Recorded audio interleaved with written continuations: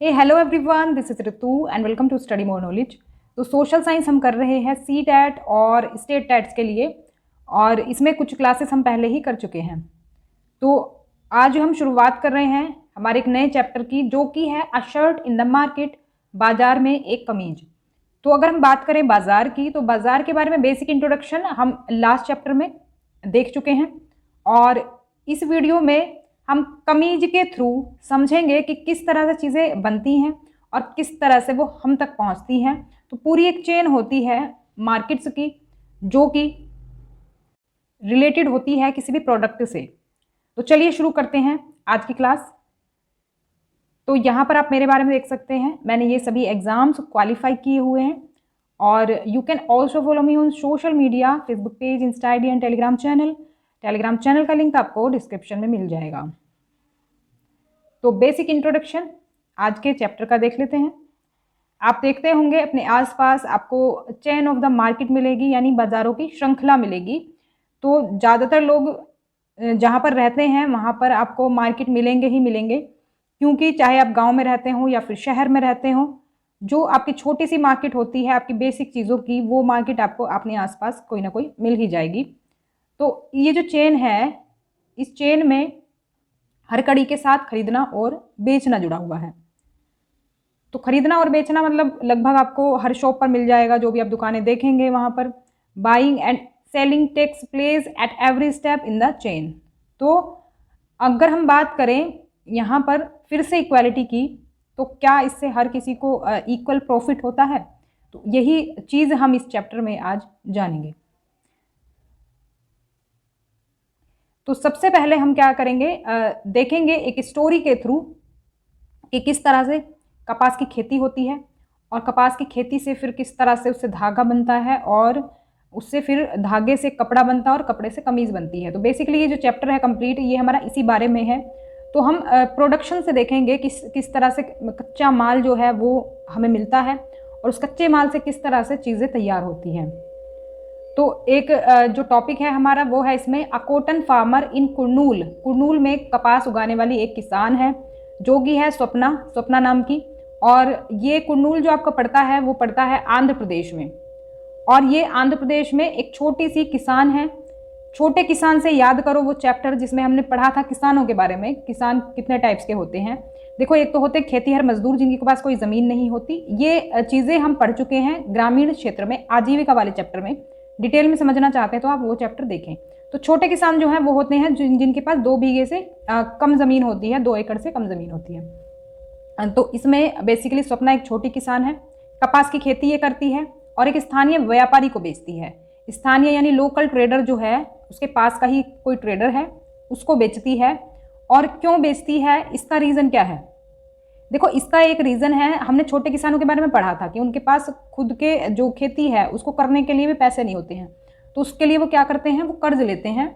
जो उनके साहूकार होते हैं, आसपास जो भी ट्रेडर्स वगैरह होते हैं, उनसे वो क्या करते हैं, लोन लेते हैं, यानी कि पैसे उधार लेते हैं, बीज के लिए, खाद के लिए, कीटनाशक के लिए। अब जो वो पैसे लेते हैं, तो साहूकार या फिर ट्रेडर जो होता है वो एक कंडीशन रखता है वो कर्ज देते टाइम, कि जो आपकी फसल होगी वो आप मुझे ही बेचोगे। तो ये कंडीशन उनको माननी पड़ती है, तभी उन्हें ऋण मिलता है। तो अभी ये लोकल ट्रेडर को जो अपनी कपास बेचती है, उसका रीज़न यही है कि इसने लोन लिया था, और लोन के बदले एक शर्त रखी गई थी कि जो भी फसल होगी वो उसको ही बेचेगी। तो अब उसमें ये किसान का लॉस क्या रहता है? किसान का ये लॉस रहता है इसमें कि जो फसल से वो ज़्यादा इनकम कर सकते थे किसी और को बेच करके, उससे मोल भाव भी कर सकते थे, लेकिन अगर इस ट्रेडर को बेचेंगे तो ट्रेडर अपने हिसाब से इसका दाम लगाएगा। तो होता क्या है कि जो इनकम होती है उससे, जो उसने कपास उगाई है उससे जो उसकी स्वप्ना की इनकम होगी वो बहुत ही कम होगी। मतलब जितना उसने खेती में खर्च किया उससे थोड़ी सी ज़्यादा ही उसकी कमाई होगी। कपास की खेती से स्वप्ना की कमाई उस कमाई से थोड़ी ही ज़्यादा है जो उसने मजदूरी के रूप में अर्जित की थी। तो अगर मान लो वो अलग से भी मजदूरी करती है तो उससे भी थोड़ी सी एक्स्ट्रा ही उसकी इनकम बनती है खेती करके। तो अपनी खेती करने का उसे कोई बेनिफिट नहीं मिल रहा है, क्योंकि वो जो कर्जा कर रही है उसको चुकाने में ही उसकी सारी जो फसल है वो चली जाती है। तो बेसिकली छोटे किसानों को ये प्रॉब्लम हर किसी को फेस करनी पड़ती है, और छोटे किसान के बारे में डिटेल में आप उस चैप्टर में पढ़ सकते हैं, ग्रामीण क्षेत्र में आजीविका। और गांव में अगर देखा जाए तो ज़्यादातर महिलाएं ही किसान होती हैं। कहने को तो पुरुष माने जाते हैं किसान। खेती की जो वो होता है, नाम होता है, जो खेती जिसके नाम पर होती है वो तो पुरुष होते हैं जनरली, लेकिन जो खेतों में काम करती हैं वो ज़्यादातर महिलाएं ही करती हैं। तो हमारी जो कंट्री है उसमें ज़्यादातर किसान आपको छोटे किसान मिलेंगे और ज़्यादातर यही प्रॉब्लम फेस करते हुए मिलेंगे। तो आगे बढ़ते हैं। तो यहाँ पर देखो पूरा प्रोसेस दिया हुआ है जो कपास की खेती होती है।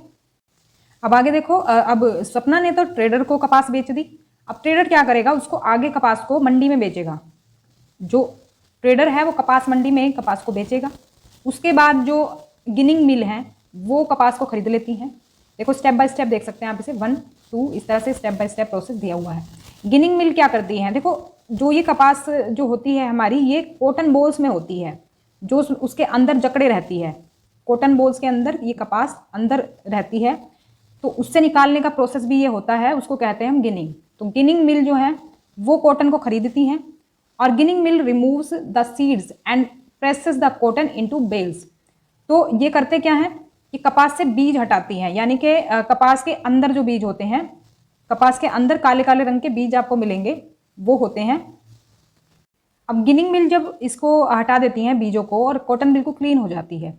कॉटन जब ये बिल्कुल प्योर कॉटन निकल के आती है, उसके बाद spinning mill buy the bales, यानी कि जो हमारी कॉटन है उससे फिर सूत काटने वाली जो मिलें होती हैं वो उसको खरीद लेती हैं। यानी कि जो कॉटन है हमारी उससे फिर मतलब हम कह सकते हैं एक तरह से मोटे मोटे धागे होते हैं, मोटे मोटे धागे होते हैं जिसे कि हम कहते हैं सूत काटना। उसके बाद होता है क्या, जो मोटे ये धागे होते हैं उससे फिर ये बारीक धागा जिससे कि कपड़ा बनाया जा सके उसमें कन्वर्ट किया जाता है। Spinning mill spins the cotton into yarn.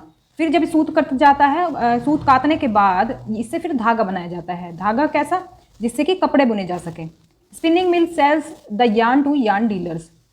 तो यार्न डीलर्स जो होते हैं यानी धागा कंपनियां जो होती हैं उनको फिर ये धागा बेच दिया जाता है और धागे से फिर कपड़ा बनाया जाता है, कपड़े से फिर कमीज बनती है। तो ये पूरा प्रोसेस होता है कपास के प्रोडक्शन से लेकर के कमीज बनने तक का, और आगे भी हम इसको डिटेल में जानेंगे। तो देखो कुछ इस तरह से कपास जो है लगी रहती है पेड़ों पर, फिर ये यहाँ से हटाई जाती है। ज़्यादातर ये हाथ से ही हटाई जाती है पौधों से, तो इसके लिए वर्कर्स लगते हैं, मतलब जो किसान होते हैं वही इसको निकालते हैं पेड़ों से। इसके अंदर फिर बीज मिलते हैं, बीज जो मिलते हैं वही काम करती है वो गिनिंग मिल, इसको बीज को निकालने का काम करती है गिनिंग मिल। और उसके बाद ये प्योर कॉटन हमें मिल जाती है। उसके बाद इसका मोटा धागा बनता है, धागा नहीं कह सकते, उसे सूत बोला जाता है जनरली। तो एक तरह से मोटा मोटा जो है धागे जैसा बना देते हैं उसको, कॉटन को, तो सूत काटना उसे बोला जाता है। सूत के बाद फिर धागा बनता है, धागे के बाद फिर कपड़ा और कपड़े के बाद कमीज। तो यहाँ पर आप इसकी कर्नूल की लोकेशन देख सकते हैं, आंध्र प्रदेश में ये है जगह। और देखो कि इस तरह से ये इसको कॉटन को खरीदा और बेचा जाता है। अब हम बात कर लेते हैं इरोड का कपड़ा बाज़ार, इसके बारे में। एक ये बहुत बड़ी मार्केट है तमिलनाडु में, तो तमिलनाडु में बहुत बड़ी मार्केट है इरोड का कपड़ा बाज़ार। तो कपड़ा बाज़ार ये काफ़ी बड़ी मार्केट में गिना जाता है। और ये जो मार्केट है ये बाई वीकली है, यानी कि द्विसाप्ताहिक बाज़ार है, सप्ताह में 2 बार ये मार्केट लगता है। और इस बाज़ार में बड़ी मात्रा में कपड़ा बिकता है। तो वही है जो थोक व्यापारी होते हैं वो कपड़ा खरीदते हैं यहाँ से। और कपड़ा बाज़ार की एक चेन है पूरी। तो सबसे पहले तो बात करेंगे बुनकर की, जो धागे से कपड़ा बनाते हैं बुनकर होते हैं।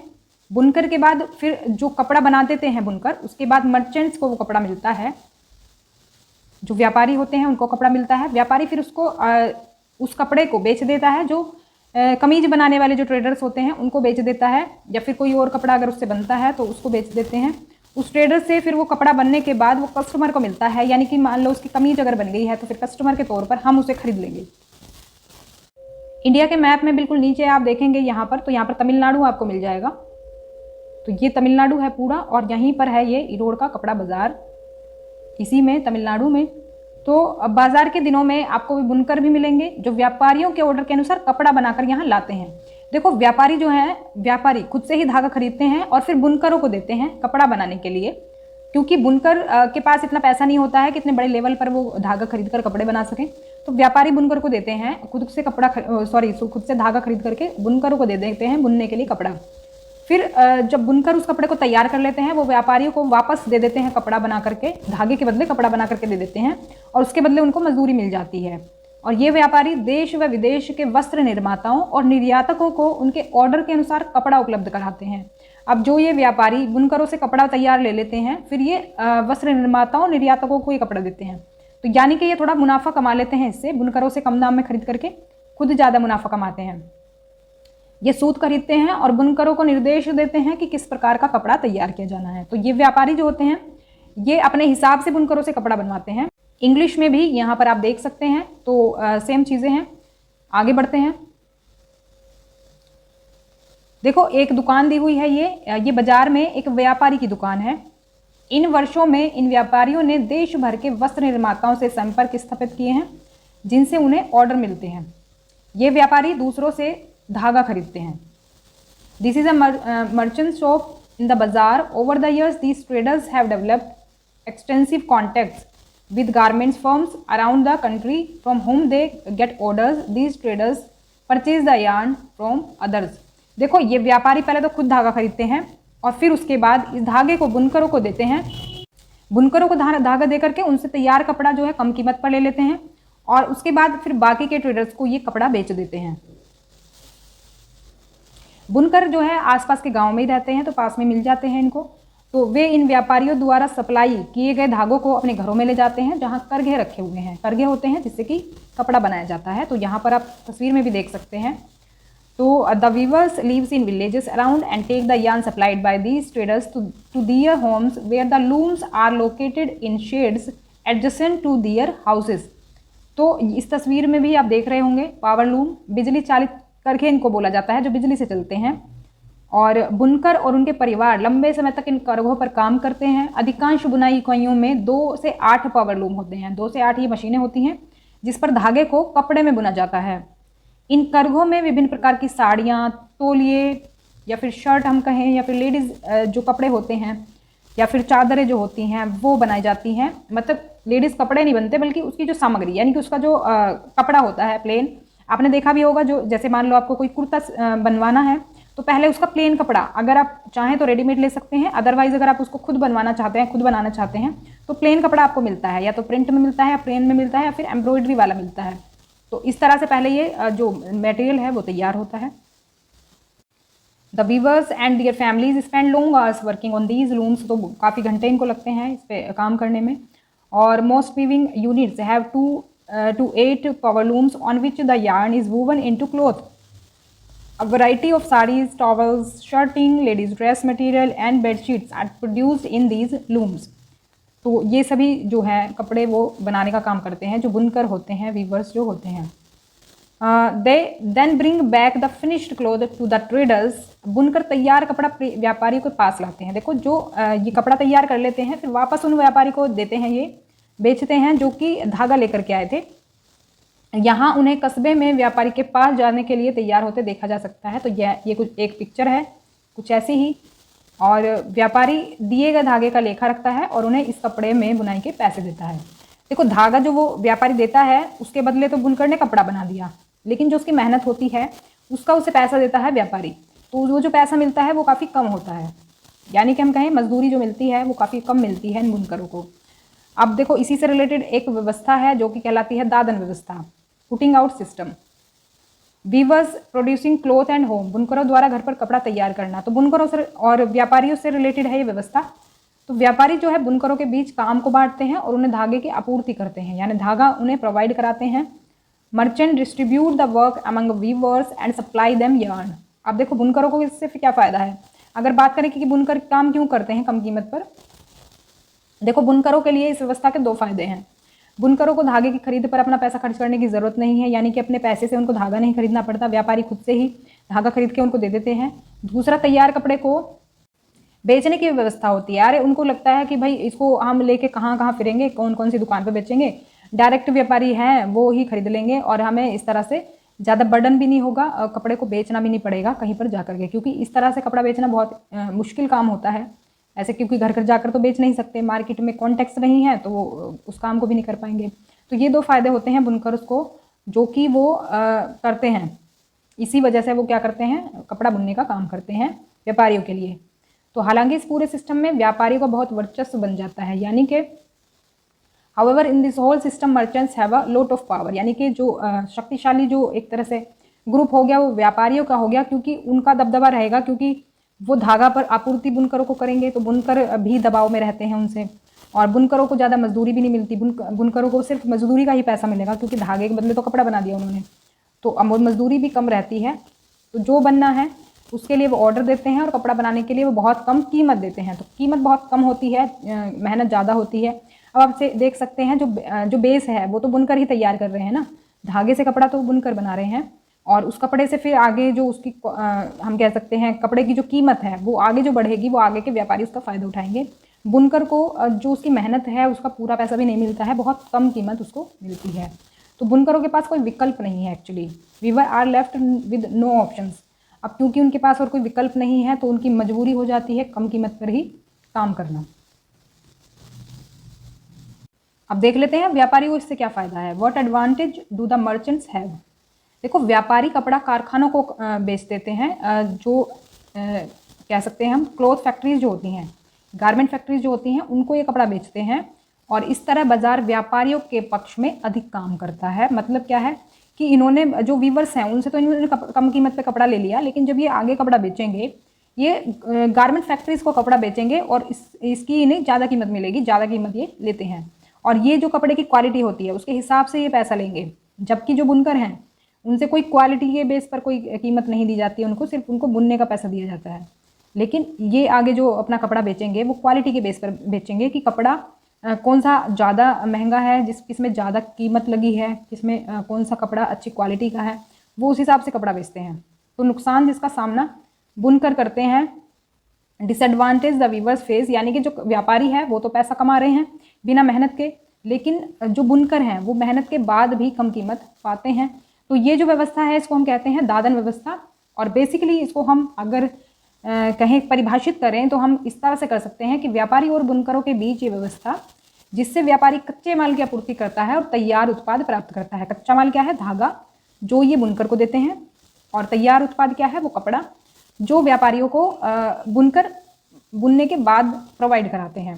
तो ये जो व्यवस्था है दादर व्यवस्था होती है। इस पे इंग्लिश में भी आप देख सकते हैं, this arrangement between the merchant and the weavers whereby the merchant supplies the raw material and receive the finished product, so it's called putting out system. तो ध्यान रखेंगे, क्वेश्चन इसका आ चुका है।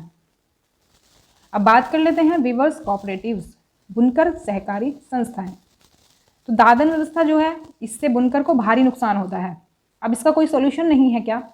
तो अगर सॉल्यूशन की बात करें तो बिल्कुल सॉल्यूशन है इसका। बुनकर के लिए काम करती है सहकारी संस्थाएं। तो सहकारी संस्थाएं क्या होती हैं अभी जानेंगे। सहकारी संस्थाएं व्यापारी पर निर्भरता को कम करने और बुनकरों के लिए उच्च आय अर्जित करने का विकल्प प्रदान करती हैं। जो कोऑपरेटिव्स होती हैं ये provides an option to reduce the dependence on the merchant and to learn a higher income for the viewers.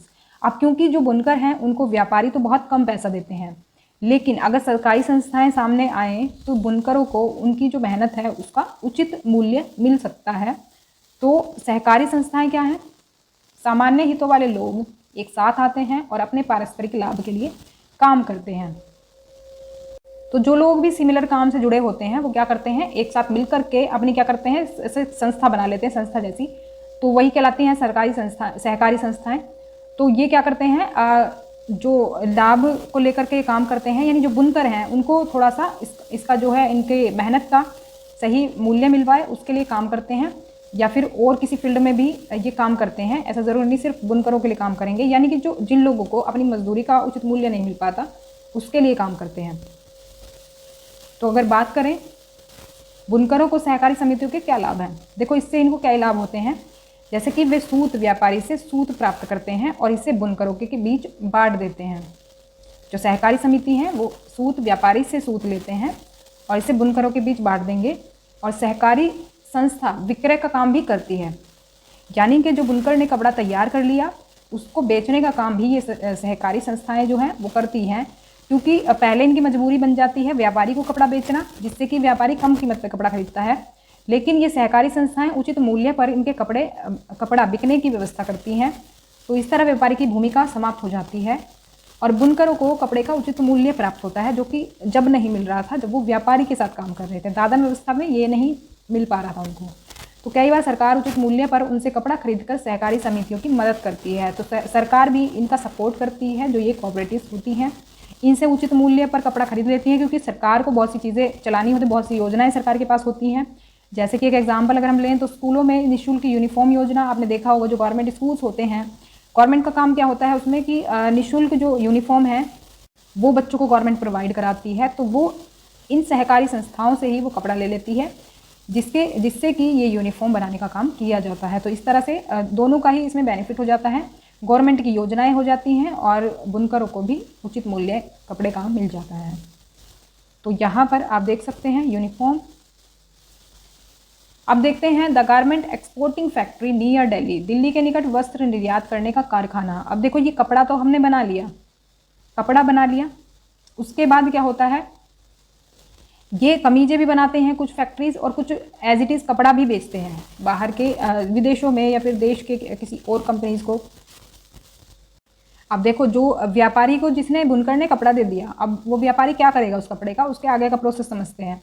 उस व्यापारी ने क्या किया, ईरोड का जो व्यापारी है, बुनकरों द्वारा निर्मित कपड़ा दिल्ली के पास बने बनाए वस्त्र निर्यात करने वाले कारखाने को भेजता है।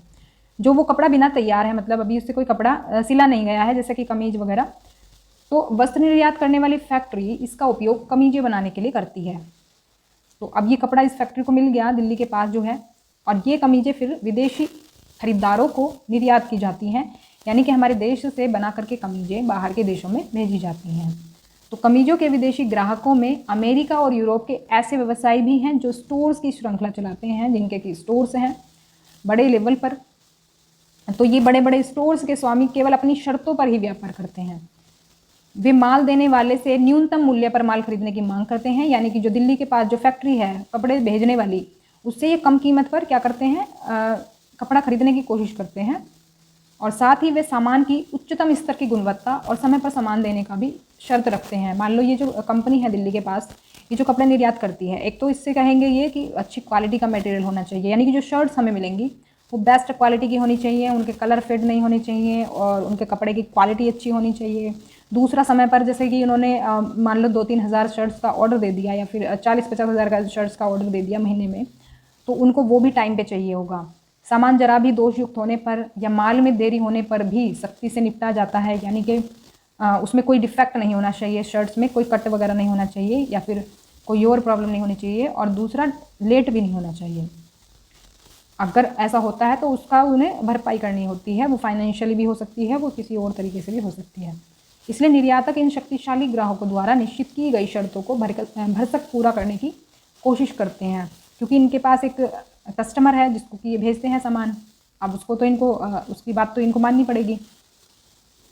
अब देखो इसके बाद होता क्या है कि ग्राहकों की ओर से इस प्रकार के बढ़ते दबावों के कारण, ग्राहक कौन है, वो जो विदेशी कंपनियां हैं अमेरिका और यूरोप में, वो दबाव के कारण वस्त्र निर्यात करने वाले कारखाने जो हैं ये खर्चे में कटौती करने का प्रयत्न करते हैं। अब देखो बात वहीं आ जाती है कि खर्चे में कटौती करेंगे तो कहाँ से करेंगे, बात आती है वहीं मजदूरी पर।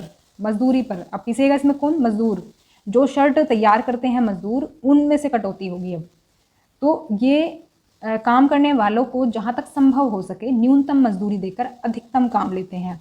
तो पिसता कौन है, बेसिकली मजदूरी पिसता है इसमें भी। तो ये पैसा देंगे कम और कोशिश करेंगे कि वो 12 घंटे काम करे, 13 घंटे काम करे, ओवर टाइम करे। इस तरह से वे अपना लाभ तो बढ़ाते ही हैं और विदेशी ग्राहकों को भी सस्ते दामों पर वस्त्र देते हैं। अब देखो मेहनत कौन कर रहा है, बुनकर, जिसने धागा तैयार किया, धागे से कपड़ा तैयार किया था, और कपड़ा जब तैयार हो गया, कपड़े से जो शर्ट तैयार कर रहा है जिसमें इतनी मेहनत का काम है, उसको भी कम मजदूरी मिल रही है। और फिर जो ये फैक्ट्री है, ये जो बाहर के लोगों को कपड़ा दे रही है, अमेरिका और यूरोप को, उनको प्रॉफिट कमाने का ये मौका दे रहे हैं। यानी कि जो अपने लोग हैं वो तो मजदूरी करके किसी तरह से अपना गुजर बसर कर रहे हैं, लेकिन जिसने कुछ नहीं किया है, सिर्फ कपड़ा ला करके बेचने का जो काम कर रहे हैं, सिर्फ उनको ही मतलब कि दुगना प्रॉफिट होता है किसी भी चीज़ का, दुगना बल्कि उससे भी ज़्यादा कीमत कभी कभी उनको मिल जाती है। तो इंग्लिश में भी यहाँ पर आप देख सकते हैं। अब इसका एग्जाम्पल अब हम ले लेते हैं Impex garment factory.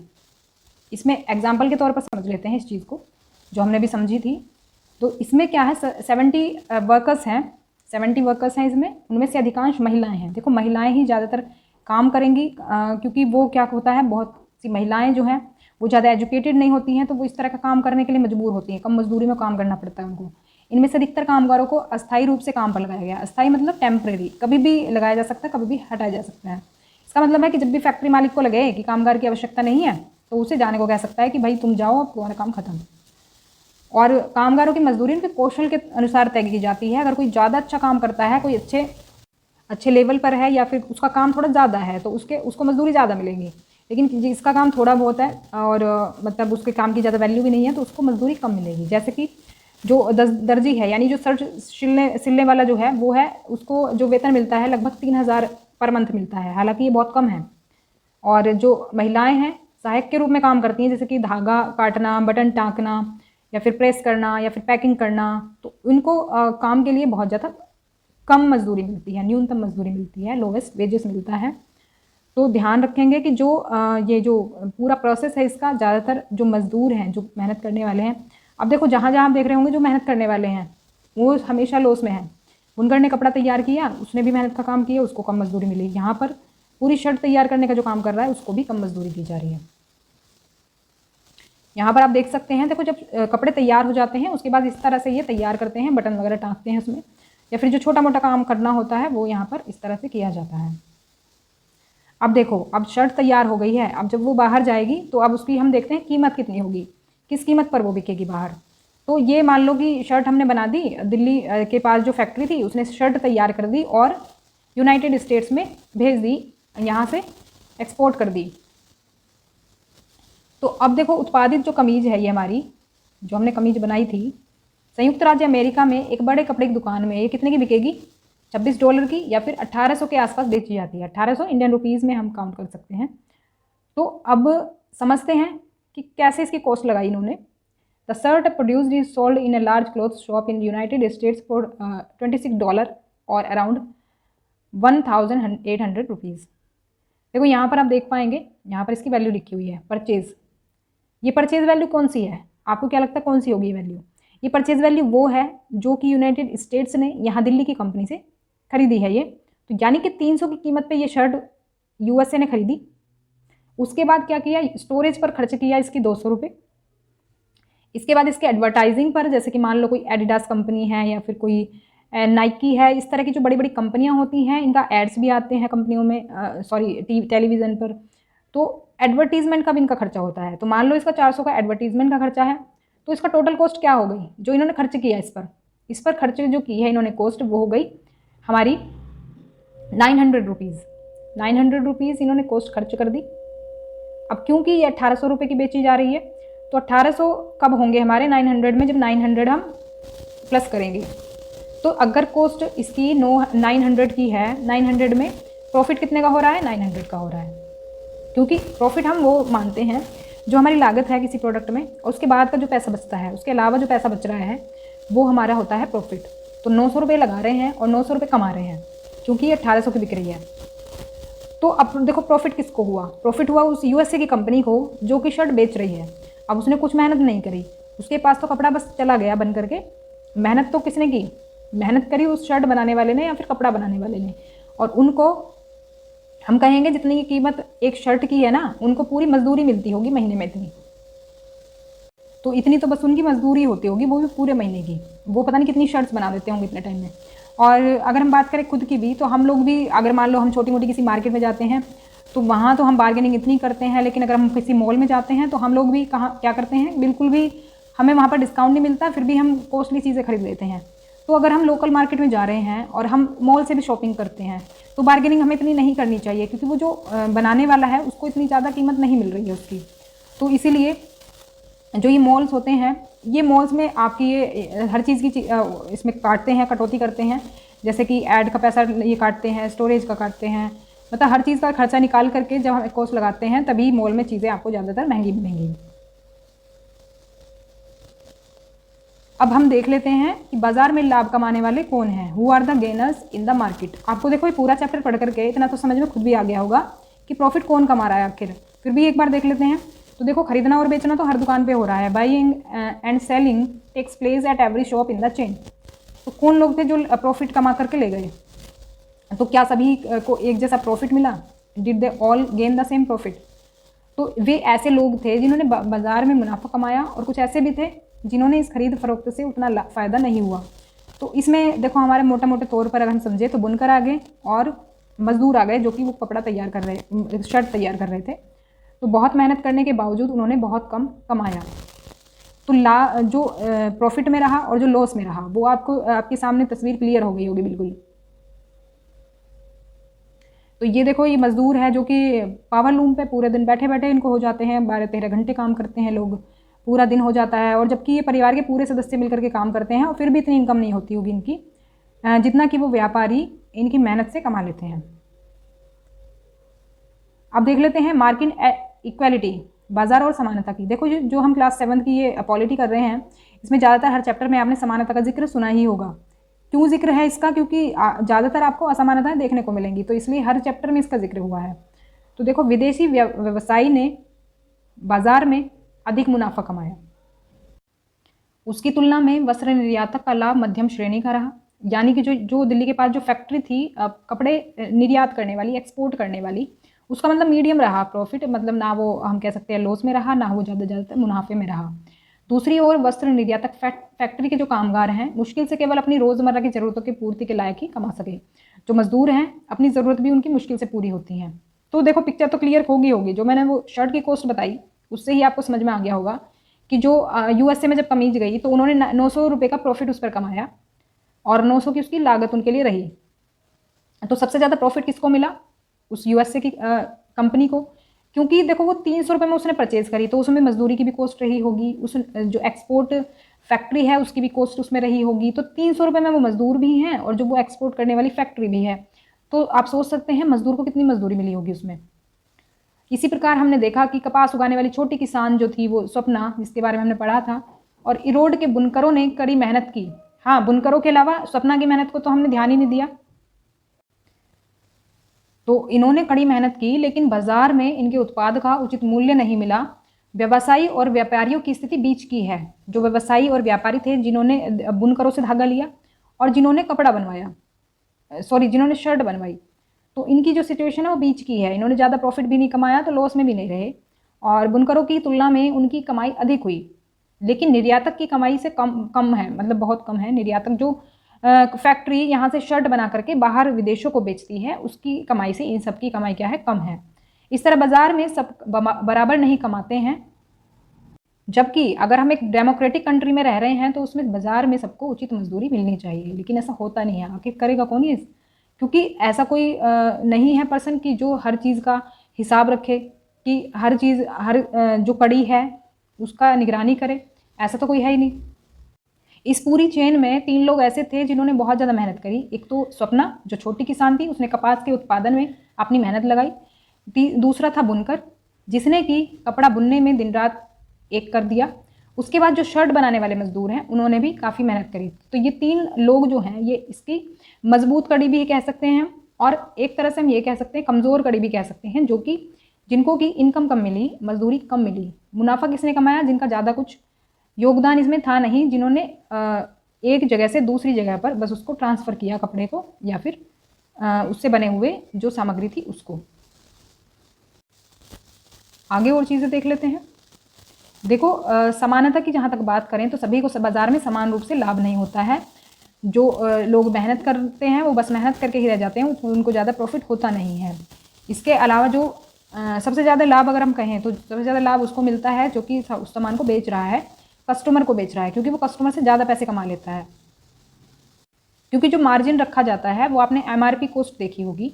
MRP cost थोड़ी सी बढ़ा करके रखी जाती है। वो इसलिए रखी जाती है क्योंकि जिससे उसमें सारे खर्चे इंक्लूड हो जाएं। लेकिन जो दुकानदार है वो एमआरपी पर उसको बेचेगा, एमआरपी पर बेचेगा और सबसे ज़्यादा लाभ दुकानदार कमाएगा।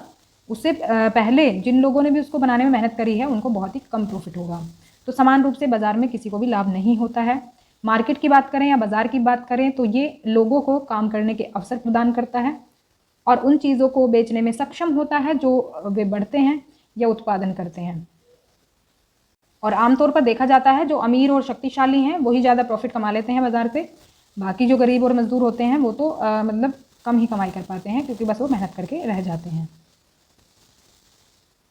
तो असमानता देखो हर जगह हमें देखने को मिली। हर जगह हमने काम तक स्टोरी भी देखी थी, हमने संविधान के बारे में जब देखा था तो वहाँ पर भी देखा था और घरेलू कामगार के बारे में देखा था। मतलब कहीं भी किसी भी फील्ड में देख लो आप, असमानताएं तो मिलेंगी ही मिलेंगी। एक ही बाजार में गरीबों को विभिन्न चीज़ों के लिए अमीर और शक्तिशाली पर निर्भर रहना पड़ता है। In the same market poors have to depend on the rich and the powerful for various things. इन्हें दूर करने के तरीके हैं, जैसे उत्पादकों की सहकारी समितियां बनाना, जैसा कि हमने बुनकरों वाली सिचुएशन में देखा था कि सहकारी समितियां जो हैं उनकी हेल्प कर सकती हैं और करती भी हैं। और ये सुनिश्चित करना कि कानूनों का सख्ती से पालन किया जाए, क्योंकि संविधान में समानता सभी को दी हुई है। तो अगर कानूनों का सख्ती से पालन हो और समितियां बन जाएं उनके प्रॉब्लम्स को सॉल्व करने के लिए, तो इस समस्या से कहीं ना कहीं किसी हद तक निपटा जा सकता है। तो यहाँ पर आप देख सकते हैं मॉल की तस्वीर। तो इस तरह से आपको ड्रेसेस वहाँ पर मॉल में दिखेंगी और इनकी कीमतें काफ़ी बढ़ कर के आपको मिलेंगी, जबकि जो बनाने वाले मजदूर हैं उनको बहुत ही कम कीमत पर ये कपड़े तैयार करने होते हैं। तो क्लास हमारी कंप्लीट हो चुकी है और एक इंटरेस्टिंग टास्क मैं आपको दे रही हूँ। इसमें जो ये सेंटेंस लिखे हुए हैं इनको आपको अरेंज करना है सही सीक्वेंस में, क्योंकि हमने पूरा प्रोसेस समझ लिया कि किस तरह से कपास के उत्पादन से कमीज बनती है। पूरा प्रोसेस हमने समझा है, उस प्रोसेस में होता क्या क्या है। तो वही प्रोसेस यहाँ पर दिया हुआ है और इसी को आपको सीक्वेंस से लगाना है। आप कमेंट करके ज़रूर बताएं इसका सीक्वेंस क्या रहेगा। ओनली नंबर्स भी आप लिख सकते हैं, कोई इशू नहीं है उसमें। तो इसका रिजल्ट जो है फिर हम नेक्स्ट वीडियो में देखेंगे। इसके प्रीवियस क्वेश्चंस हम करेंगे नेक्स्ट क्लास में। जो लास्ट वाला चैप्टर था हमारा मार्केट वाला और ये वाला जो चैप्टर है, दोनों के ही प्रीवियस क्वेश्चंस हम नेक्स्ट क्लास में करेंगे। तो वीडियो आपको कैसी लगी कमेंट करके ज़रूर बताएं। और यहाँ पर एक गोल देख लेते हैं, सस्टेनेबल डेवलपमेंट गोल नंबर 8, उचित कार्य और आर्थिक वृद्धि, decent work and economic growth. तो ये गोल नंबर 8 है हमारा, ध्यान रखेंगे। तो वीडियो अगर पसंद आई हो तो लाइक करें, शेयर करें और सब्सक्राइब कर लें चैनल को, जिससे कि आगे के नोटिफिकेशंस मिलते रहें। तो काफ़ी इंटरेस्टिंग ये चैप्टर था, जनरल नॉलेज के लिए भी अच्छा है और अगर आप सीटेट की तैयारी कर रहे हैं तो उसके लिए तो अच्छा है ये।